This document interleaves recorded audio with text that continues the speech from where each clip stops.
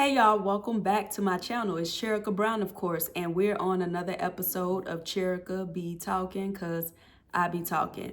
And on today's episode, we're just going to do a mini lesson on respect. As I learn, I teach, and it is in my everyday interactions that I realize how different we are and how different we all think. When I think of something as simple as respect, I would like to think that respect is something universal, and some may say it is. However, depending on our upbringing, we may view respect slightly different. This whole entire lesson came from just one day last week. I was in a grocery store and an older man had like 3 items in his hands trying to join a line. The way the grocery store is set up, the line, if you're walking from the side, you would think that the line is really short and you can just walk up. He didn't see that the line was a little longer and there were people actually in the aisles for the second half of the line. So the lady that was in front of him, she kind of turned around and she let him know, "Sir, the line starts back there." So he kindly headed towards the back after acknowledging that he did not know. And the lady looked around my age or whatsoever. She was the next person in line behind the lady that was actually telling him that the line starts back there. So she had a baby in her buggy and she just passed by him and moved on up with all of her groceries as he walked to the back of the line because she was next in line. So she was taking her place. I was over on the other aisle where the store, the way it's set up, it has like the self-checkout lanes where they're towards the right side of the actual aisle. So I just started going to self-checkout because most of the times it's much quicker because you have 4 different places. Most people over there have minimum items, so you're gonna be in and out in no time.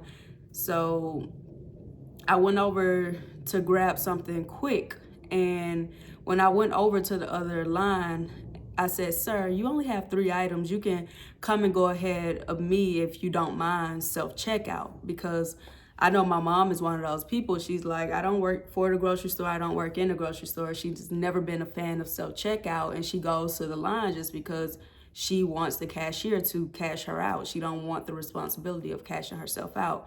So he thanked me, and as soon as he started checking out, another self-checkout slot became open for me because that's how fast it moves. I let him get in front of me to be kind, and as soon as he went, someone else was leaving and I went ahead too. Now, we both left out of the store before the young lady that looked around my age with her baby in the buggy because she looked like she was really grocery shopping for her family. Now, while it wasn't this lady's problem that the older man decided not to get a buggy and wasn't in line before her, when I see an older person, I try to treat them with the respect I would want other people to treat, like my grandma, my granddaddy, or my great aunts and uncles when they are alone.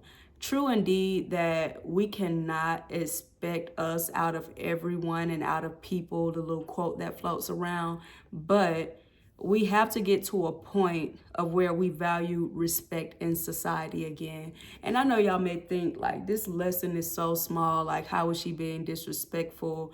You may disagree with my thought process on this entire situation. However, we have to look at the small things as big things and realize how small things can turn into big things, because the selfishness that has taken over and has caused us to become so inconsiderate today is really taking a toll on society in general. So today I just want to share a non-dictionary way of just viewing respect in general.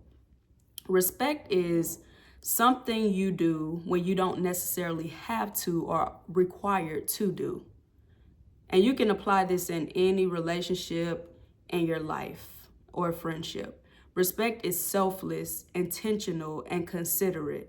Respect is doing what's right because without even being put in the same or similar situation, you recognize that you would want the same treatment. Respect restores hope in humanity. Respect can prevent us from sin because we value ourselves and our neighbors too much to cause harm. Respect should be given because it is the solution to the peace that we all need to become more loving in society.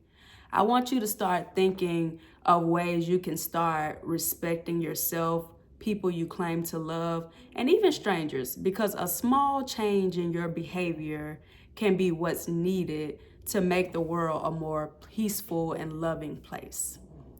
Now, while this story and situation, y'all may think, oh, Cherika took that and she just overanalyzed it and went far. I just want you to start considering the little things in your day-to-day activities, because we don't do these grand things every single day.